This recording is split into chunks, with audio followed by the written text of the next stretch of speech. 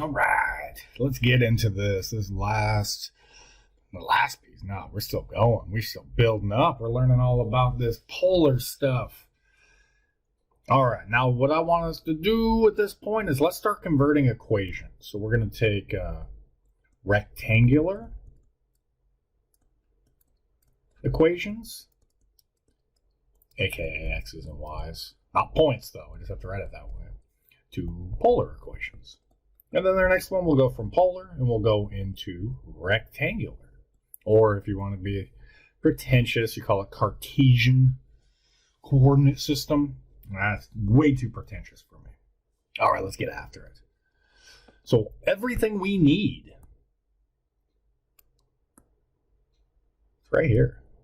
That's all we need. That's all we need. We just need this. We got this. Let's go. So let's take, let's go rough. X equals 4. And we want to convert that into a polar equation. So there's your vertical line. X equals 4. But that's not so rough. I mean, you just look up top and you're like, well, x equals our cosine. So we'll just replace it with our cosine. But there's a certain form in which we solve. You know how like you do your homework and it's like an equation of a line and you have it right here? But the homework's going to be like, no, it must be in y equals mx plus b. And then you're like, well, it's 3y is negative 2x plus 1. We divide by that. We get negative 2/3 x plus 1/3, right? And you'd have to solve it for y equals mx plus b. Well, there's a certain form we do with polar where we solve for r or r squared. We don't like square roots, though. So to finish this problem, we just divide by cosine. And we say that r is equal to 4 over cosine. I mean, if you want to, you can write it as equal to 4 times secant. But with polar, we typically keep everything with sines and cosines. Let's keep it mellow. Let's go with like 2 trig functions instead of multiple trig functions. So there's one, right? You're like, dude, put that on the test. I want that on the final exam. Well, this is just building. You probably won't see anything like this, but you might have to use these ideas. Well, let's try another one. Let's go with a line. Let's go with y equals 2 times x minus 1. Well, again, x is equal to r cosine. Y is equal to r sine. Just replace your x's and your y's. So y goes with sine, so it's r sine is equal to 2 times, don't replace the 2, and now we'll replace our x with r cosine of theta minus 1. So doing these adjustments, it's not that bad, you're just replacing it. But now the game becomes, we need to solve for r. So let's kick this thing over to the other side. Let's get all the r's to one side. So we end up with r sine of theta minus 2r. Why did I write sine? Cosine, right? Same thing to both sides. Golly, I swear I can't do anything without making a mistake.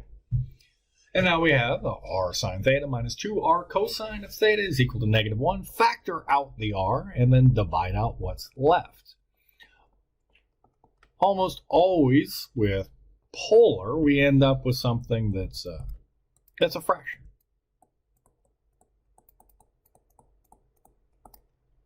There we go. Solve for r. Sweet. Let's keep going. Let's keep going. Let's do a couple more. Now let's do this circle. 3x squared plus 3y squared is equal to 1. Hey, that's a circle with a radius of 1 over root 3. Do you see it? Centered at the origin. So we want to replace this. Now you can go through and you can go the long way if you want to. You can always just change your x's and y's to r cosine and r sine, but we can also use the fact that x squared plus y squared is equal to r squared. Why don't we do a little something like this? Like maybe factor out the 3. Divide it out. Well, don't need the parentheses anymore. Good golly, we're going to divide it out and bring it over to the other side. Now, what does x squared plus y squared equal? Yeah, buddy, equals r squared. So r squared is equal to 1 over 3. Well, let's hit that thing with the square root. What's nice in polar is we don't really care whether it's positive or negative. You choose. You choose. So we get 1 over root 3, or root 3 over 3 if you want to like rationalize and stuff. But saying, hey, you had a circle with radius 1 over root 3. There's no particular angle in there, it's just a circle. Next. Now let's go. Now let's see where you can't use this. Well, there's some tricky ways we can do it. Now let's do an ellipse. 2x squared plus 4y squared is equal to 1. And notice we're continually doing things that aren't functions now, because polar is great for things that aren't functions. Well, here we can't just factor out a 2. We can't just get the x squared plus y squared by itself, so I think, let's do it this way. Let's just replace everything, and then let's just go back to it. X is equal to r cosine of theta. Y is equal to r sine of theta. And then let's square everything up and let's see what we got. 2r squared cosine squared plus 4r squared sine squared is equal to 1. Now there might be some fancy solving and stuff we could do, but let's not be crazy about it. Let's just look and say, hey, bro, r squareds, factor them out to the front. And we're left with 2 cosine squareds of theta plus 4 sine squareds of theta is equal to 1. Well, let's divide all that stuff out.